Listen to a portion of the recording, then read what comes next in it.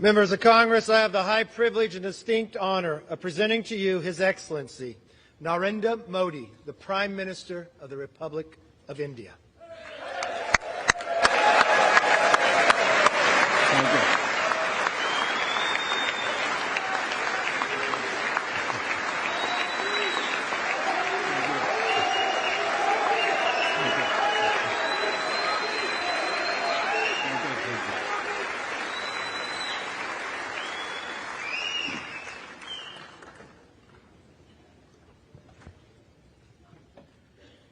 Mr. Speaker,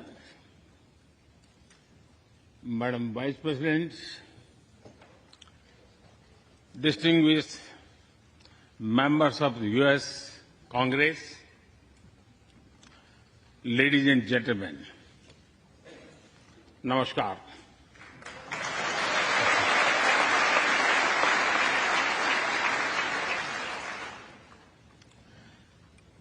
It is always a great honor to address the United States Congress.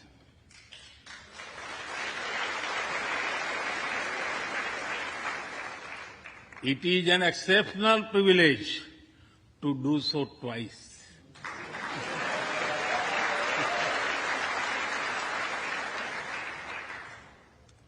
For this honor,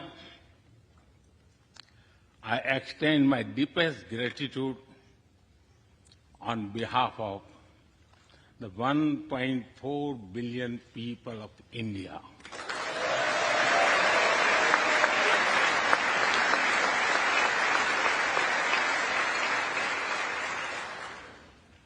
I see that nearly half of you were here in 2016. I feel your warmth as old friends. I can also see the enthusiasm of a new friends in the other half. I remember Senator Harry Reid, Senator John McCain, Senator Orrin Hatch, Elijah Cummings, Elsie Hastings, and others who I met here in 2016 and who are sadly no longer with us. Mr. Speaker, standing here 7 Junes ago, that is the June when Hamilton swept all the awards, I said that the hesitations of history were behind us. Now, when our era is at a crossroads, I am here to speak about our calling for this century.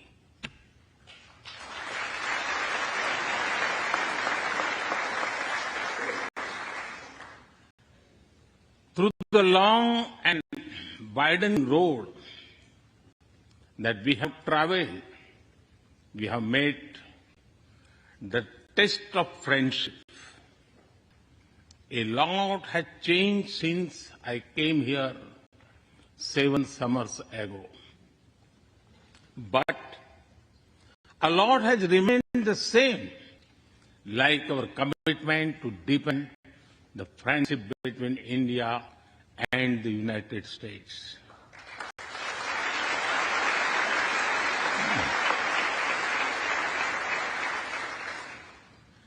In the past few years, there have been many advances in AI, artificial intelligence. At the same time, there have been even more momentous development in another AI, America and India.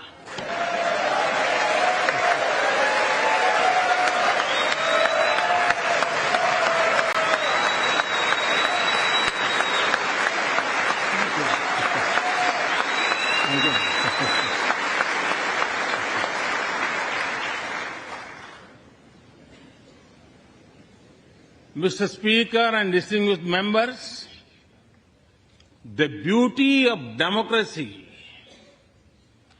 is the constant connect with the people, to listen to them and feel their pulse.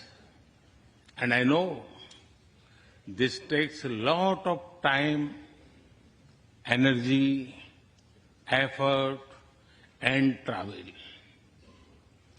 It is a Thursday afternoon, a fly-out day for some of you. So I am grateful for your time. I also know how busy you have been this last month. Being a citizen of a vibrant democracy, myself, I can admit one thing, Mr. Speaker, you have a tough job.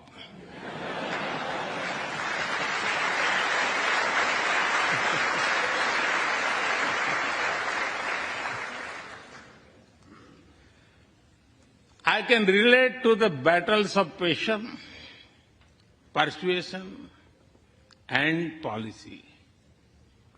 I can understand the debate of ideas and ideology.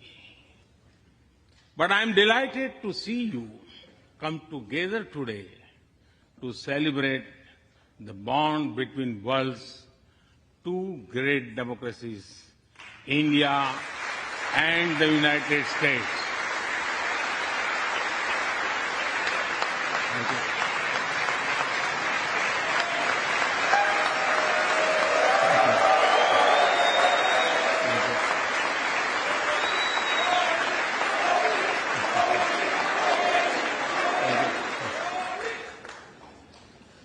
I'm happy to help out. I'm happy to help out whenever you need a strong bipartisan consensus.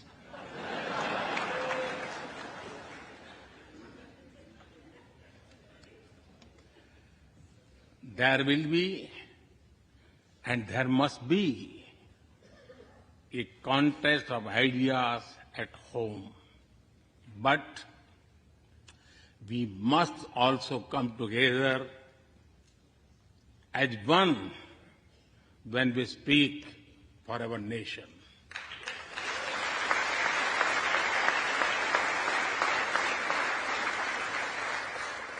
And you have shown that you can do it.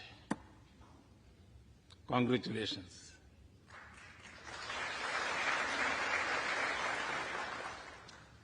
Mr. Speaker, the foundation of America was inspired by the vision of a nation of equal people. Throughout your history, you embraced people from around the world, and you have made them equal partners in the American dream.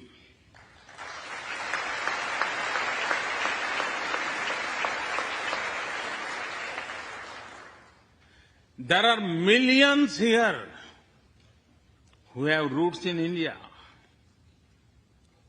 Some of them sit proudly in this chamber.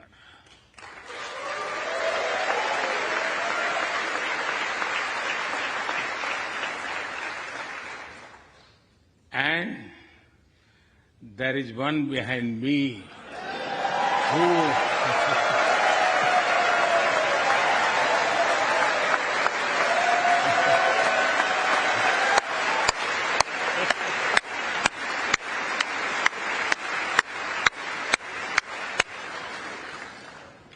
who had made history.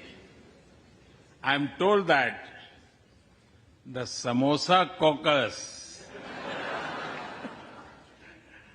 is now the flavor of the house. I hope it grows and brings the full diversity of Indian cuisine here.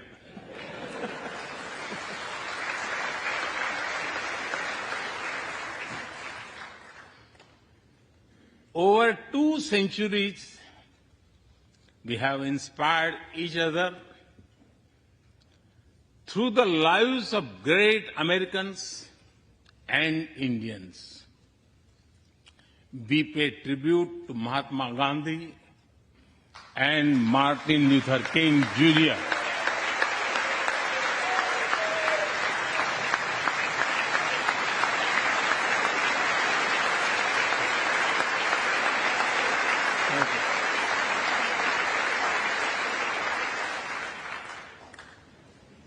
We also remember many others who work for liberty, equality, and justice.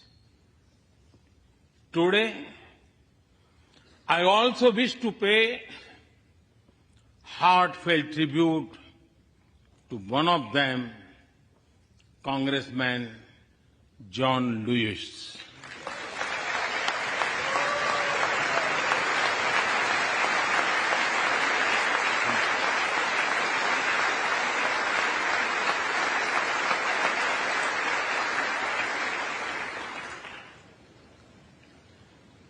Mr. Speaker,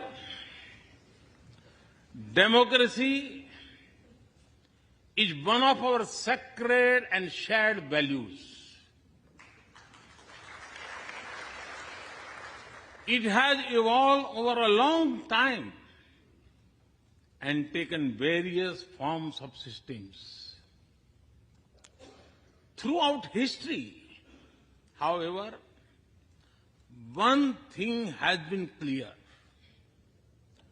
Democracy is the spirit that supports equality and dignity.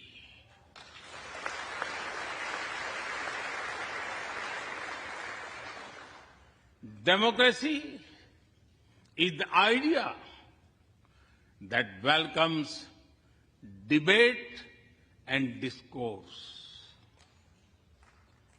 Democracy is the culture that gives wings to thought and expression.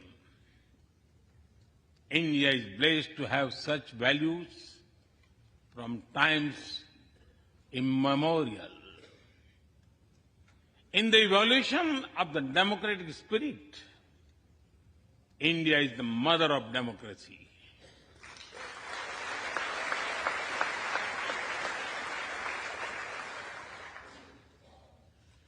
Millennia ago, our oldest scripture said, Ekam Sat Vipra Bahudha Vadanti. It means that truth is one, but the wise express it in a different ways. Now, the US is the oldest and India the largest democracy.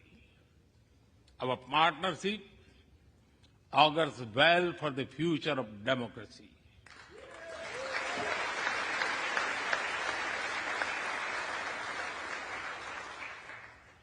Together, we shall give a better future to the world and a better world to the future.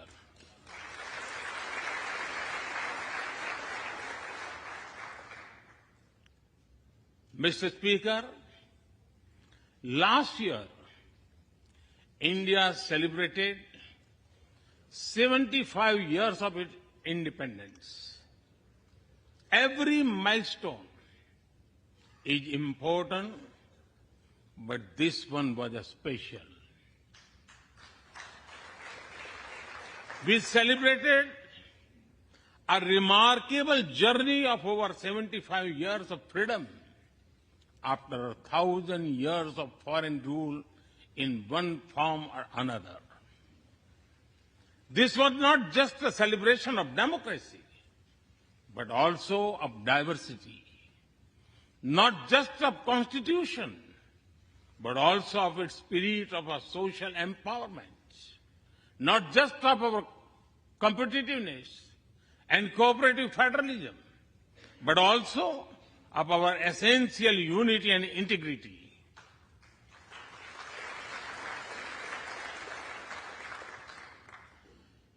We have over 2,500 political parties.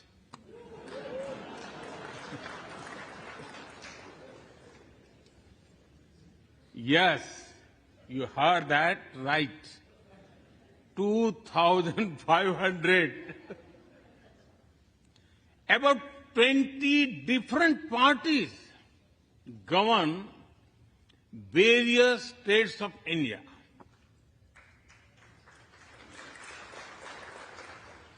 We have 22 official languages and thousands of dialects, and yet we speak in one voice.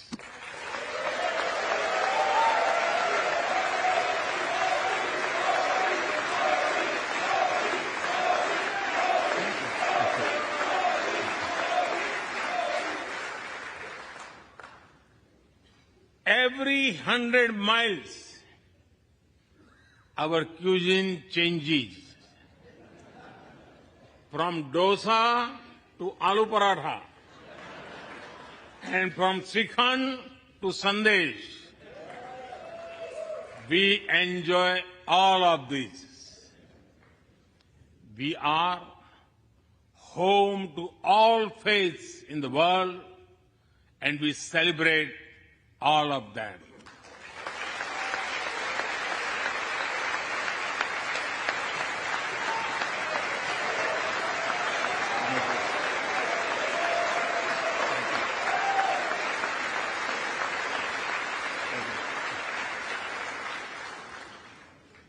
In India,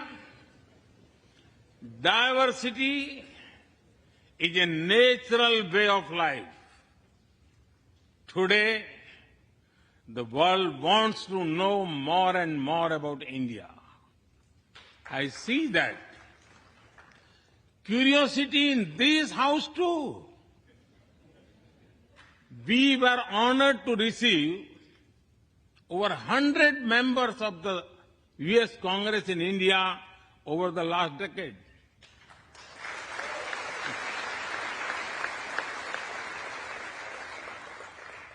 Everyone wants to understand India's development, democracy, and diversity. Everyone wants to know what India is doing right and how. Among close friends, I'm happy to share the same. Mr. Speaker, when I first visited the U.S. as a Prime Minister, India was the 10th largest economy in the world. 10th. Today, India is the 5th largest economy.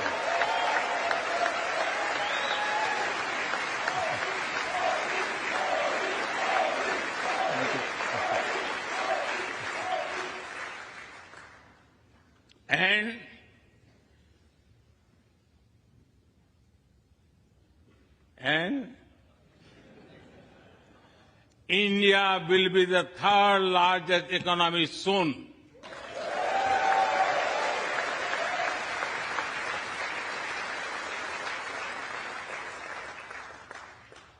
We are not only growing bigger, but we are also growing faster. When India grows, the whole world grows.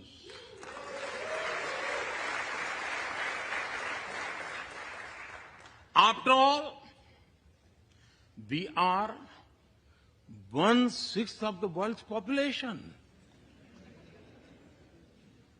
In the last century, when India won its freedom, it inspired many other countries to free themselves from colonial rule.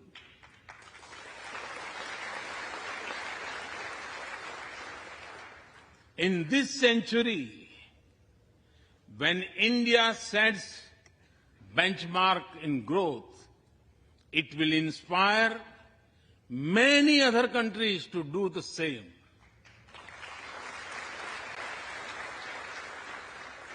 Our vision is सबका साथ, सबका विकास, सबका विश्वास, सबका प्रयास.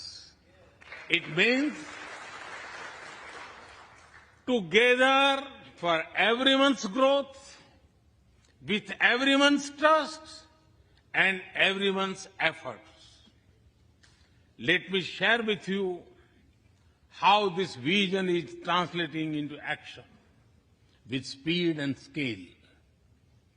We are focusing on infrastructure development. We have given nearly 40 million homes to provide shelter to over 150 million people.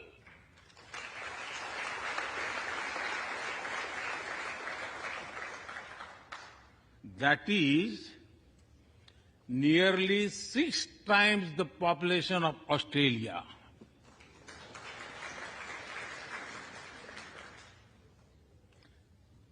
We run a national health insurance program that ensures free medical treatment for about 500 million people.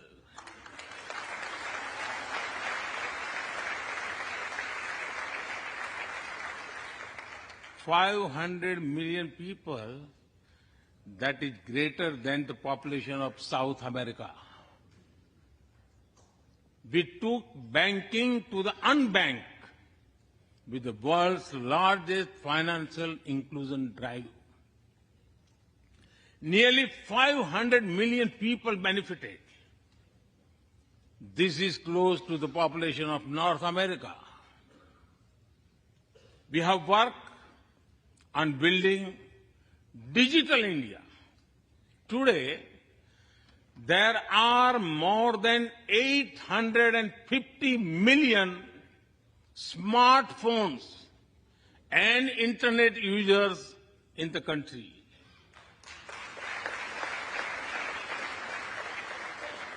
This is more than the population of Europe. We protected our people with 2.2 billion doses of made in India COVID vaccines.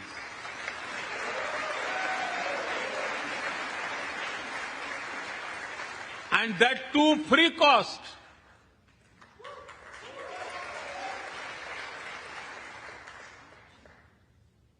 I may be running out of continent soon, so I will stop here. Distinguished members, the Vedas are one of the world's oldest scriptures. They are a great treasure of humanity composed thousands of years ago. Back then, women sages composed many verses in these Vedas. And today, in modern India, women are leading us to a better future.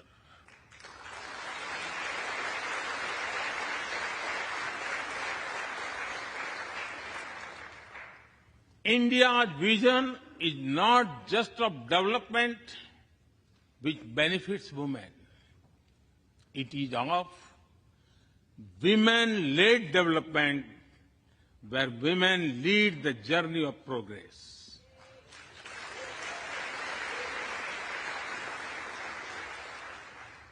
A woman has risen from a humble tribal background to be our head of states.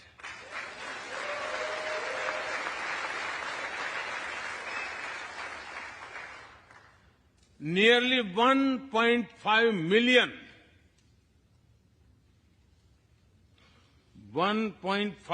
million elected women lead us at various levels. And that is of local governments. Today, women serve our country in the Army, Navy, and Air Force. India also has the highest percentage of women airline pilots in the world.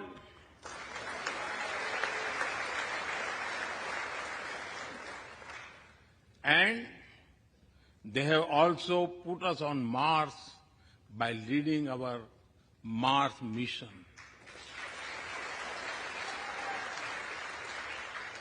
I believe that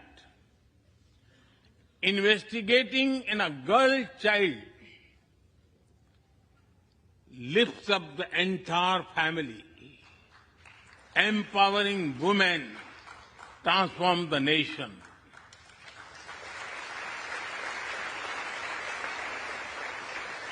Mr. Speaker, India is an ancient nation with a youthful population. India is known for its traditions, but the younger generation is also making a hub of technology, be it creative reels on Insta or real-time payments.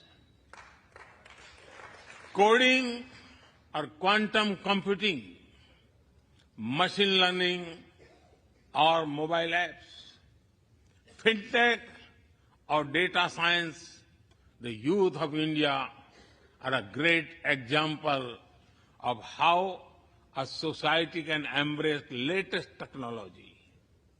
In India, technology is not about innovation, but also about inclusion. Today, digital performance are empowering the rights and dignity of people while protecting privacy. In the last 9 years, over 1 billion people got a unique digital biometric identity connected with their bank accounts and mobile phones. This digital public infrastructure helps us reach citizens within seconds with financial assistance. 850 million people receive direct benefit financial transfers into their accounts. 3 times a year, over 100 million farmers receive assistance in their bank accounts at the click of a button. The value of such transfer has crossed $320 billion. And we have saved over $25 billion in the process. If you visit India, you will see everyone is using phones for payments, including street vendors. Last year, out of every 100 real-time digital payments in the world, 46 happened in India.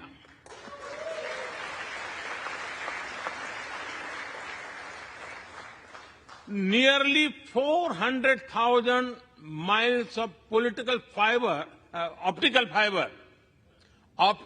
fiber cables and cheap data have ushered in a revolution of opportunities. Farmers check weather updates. The elderly get social security payments. Students access scholarships. Doctors deliver telemedicine. Fishermen check fishing grounds, and small businesses get loans with just a tap on their phones. Mr. Speaker, a spirit of democracy, inclusion, and sustainability defines us. It also shapes our outlook to the world. India grows while being responsible about our planet. We believe, Mata Bhumihi Putro Aham Prithviyah. This means the earth is our mother and we are her children. Indian culture deeply respects the environment and our planet.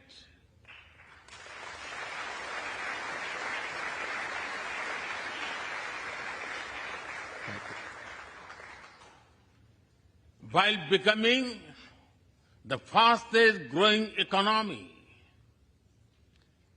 we grew our solar capacity by 2,300%.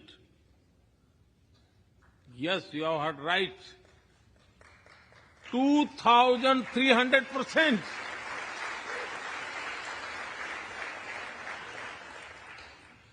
We became the only G20 country to meet its Paris commitment.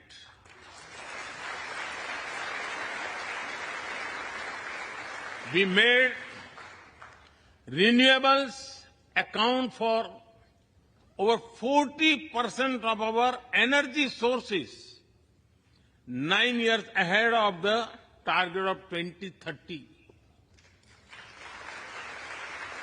But we did not stop there. At the Glasgow summit, I proposed Mission Life, lifestyle for environment. This is a way to make sustainability a true people's movement. To live it, to be the job of governments alone. By being mindful in making choices, every individual can make a positive impact. Making sustainability a mass movement, we help the world reach the net zero target faster. Our vision is pro-planet progress. Our vision is pro-planet prosperity. Our vision is pro-planet people.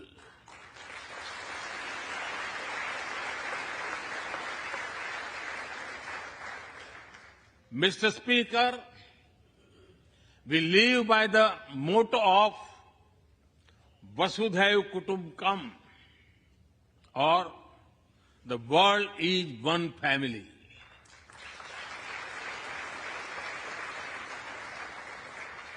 Our engagement with the world is for everyone's benefit. The one sun, one world, one grid seek to join us. All is connecting the world with clean energy.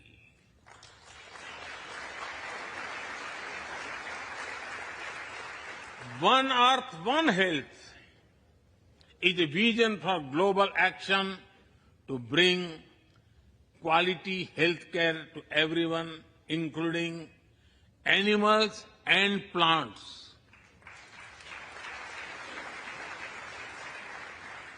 The same spirit is also seen in the theme when we chair the G20, One Earth, One Family, One Future. We advance the spirit of unity through yoga as well. Just yesterday, the whole world came together to celebrate the International Day of Yoga.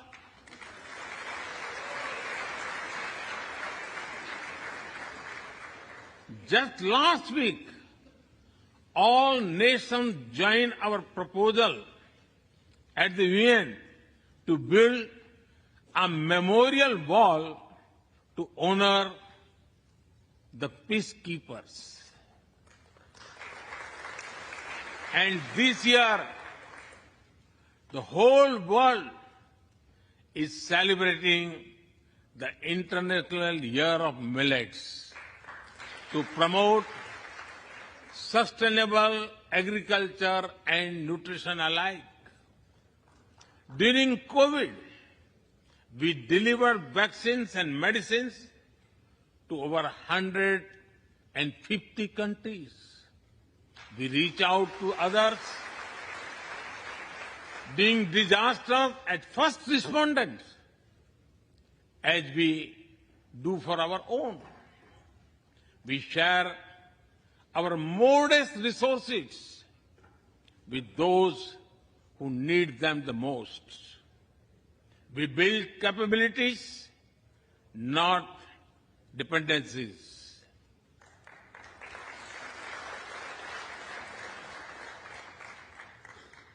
Mr. Speaker, when I speak about India's approach to the world, the United States occupy a special place.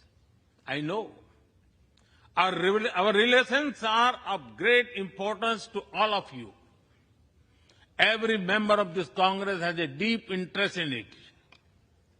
When defense and aerospace in India grow, industries in the state of Washington, Arizona, Georgia, Alabama, South Carolina, and Pennsylvania thrive.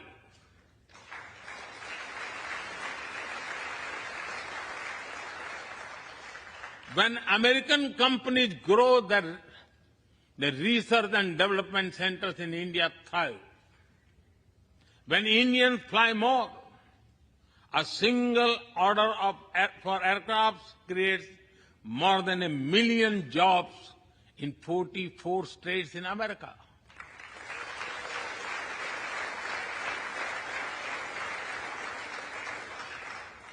When an American phone makers invest in India, it creates an entire ecosystem of jobs and opportunities in both countries.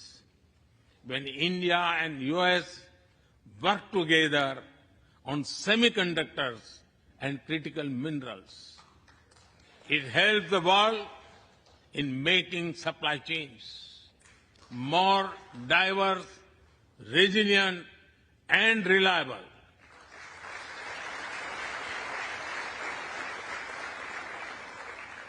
Indeed, Mr. Speaker, we were strangers in defense cooperation at the turn of the century. Now, the United States has become one of our most important defense partners.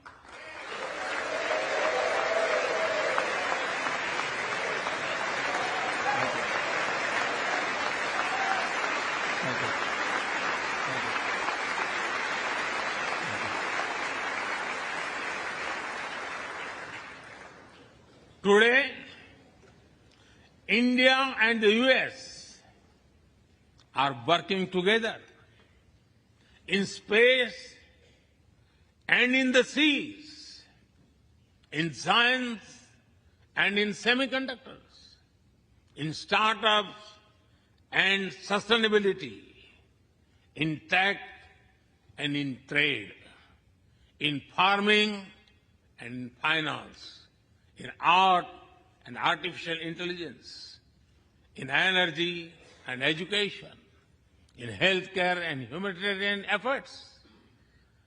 I can go on and go on, but to sum up it, I would say the scope of our cooperation is endless. The potential of our synergies is limitless. And the chemistry in our relations is effortless.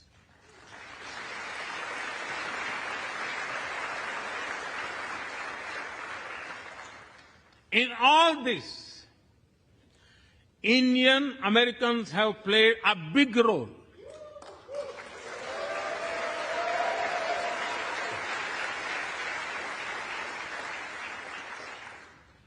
They are brilliant in every field, not just in spelling bee.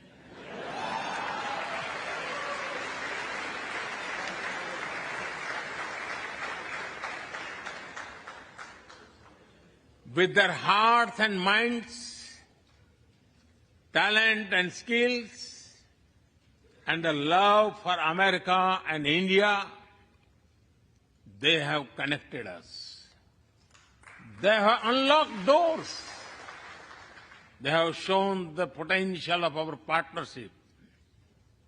Mr. Speaker, distinguished members, every Indian Prime Minister and American President of the past has taken our relationship further. But our generation has to honor of taking it to greater heights.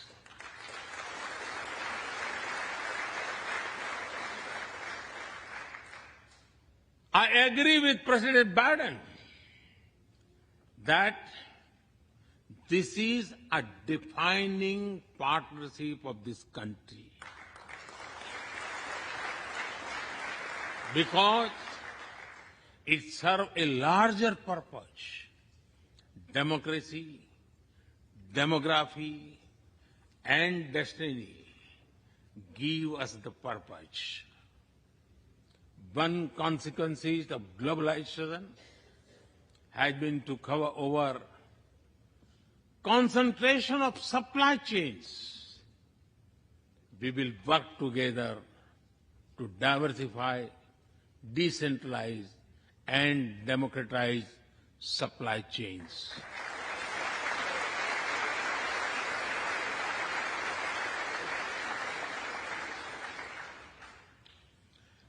Technology will determine the security, prosperity, and leadership in the 21st century. That is why our two countries established a new initiative for critical and emerging technologies. Our knowledge partnership will serve humanity and seek solutions to the global challenges of climate change, hunger, and health. Mr. Speaker and distinguished members, the last few years have seen deeply disruptive developments. With the Ukraine conflict, war has returned to Europe. It is causing great pain in the region. Since it involves major powers, the outcomes are severe. Countries of the global south have been particularly affected. The global order is based on the respect for the principle of the UN Charter, peaceful resolution of disputes, and respect for sovereignty and territorial integrity.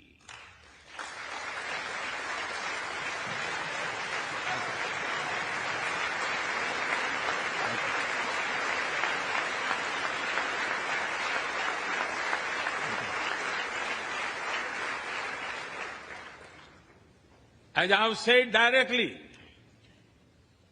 and publicly, this is not an era of war.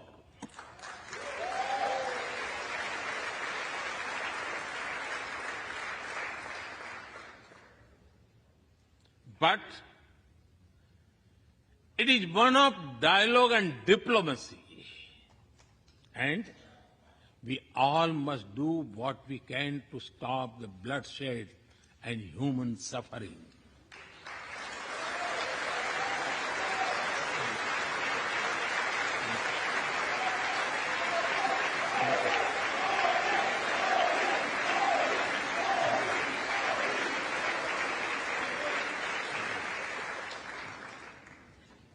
Mr. Speaker,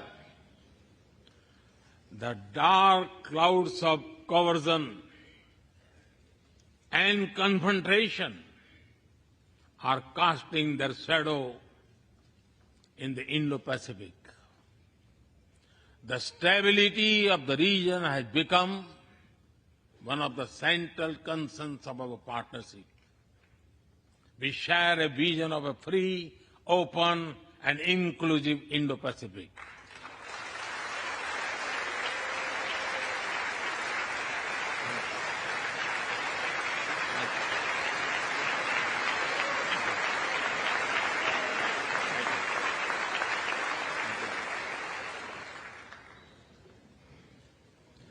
Connected by secure seas, defined by international law, free from domination, and anchored in ASEAN centrality.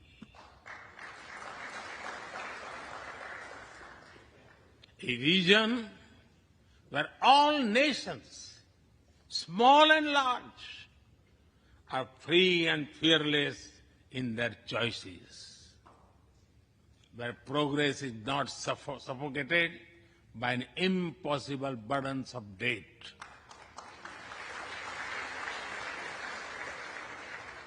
Where connectivity is not leveraged for strategic purposes, where all nations are lifted by the high tide of shared prosperity. Our vision does not seek to content or exclude, but to build a cooperative region of peace and prosperity. We work through regional institutions and with our partners from within the region and beyond.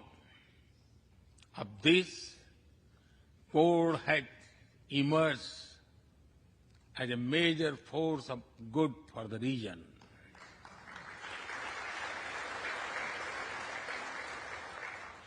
Mr. Speaker, more than 2 decades after 9/11 and more than a decade after 26/11 in Mumbai, radicalism and terrorism still remain a pressing danger for the whole world. These ideologies keep taking new identity and forms, but their intentions are the same. Terrorism is an enemy of humanity, and there can be no ifs and buts in dealing with it.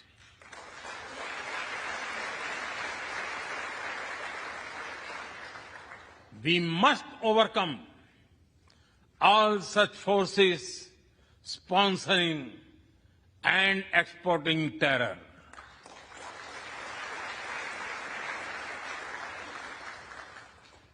Mr. Speaker, our trusted partnership is like the sun in this new dawn that will spread light all around.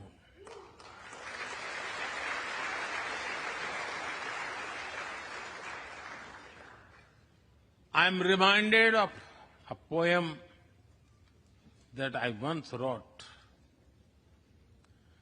आसमान में सिर उठाकर, आसमान में सिर उठाकर, घने बादलों को चीरकर, रोशनी का संकल्प ले, अभी तो सूरज उगा है।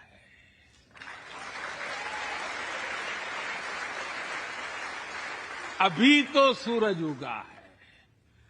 दृढ़ निश्चय के साथ चलकर, दृढ़ निश्चय के साथ चलकर, हर मुश्किल को पार कर, घोर अंधेरे को मिटाते, घोर अंधेरे को मिटाने अभी तो सूरज उगा है।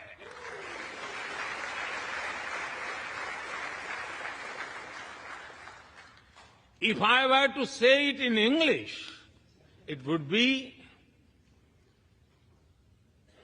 rising its head in the skies, piercing through the dense clouds with the promise of light. The sun had just risen, armed with a deep resolve, overcoming all the odds to dispel the forces of darkness. The sun had just risen.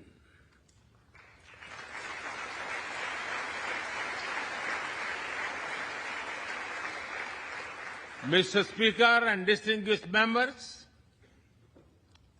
we come from different circumstances and history, but we are united by a common vision and by a common destiny. When our partnership progresses, economic resilience increases, innovation grows, science flourishes, knowledge advances, humanity benefits, our seas and skies are safer, democracy will shine brighter, and the world will be a better place. That is the mission of our partnership. That is our calling for this century. Mr. Speaker and distinguished members, even by the high standards of our partnership, this visit is one of the great positive transformations. Together, we shall demonstrate that democracies matter and democracies deliver.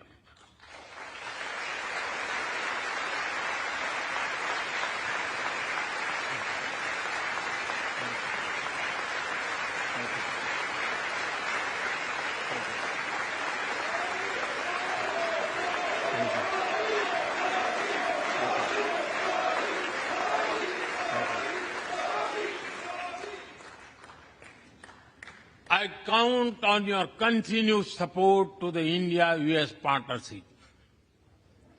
When I was here in 2016, I said that our relationship is primed for a momentous future. That future is today.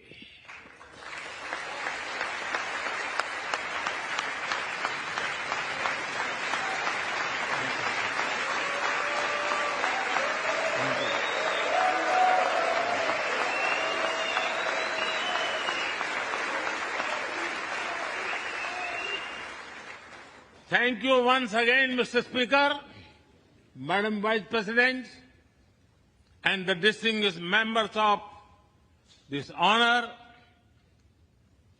God bless America. Jai Hind. Long live India-US friendship. Thank you.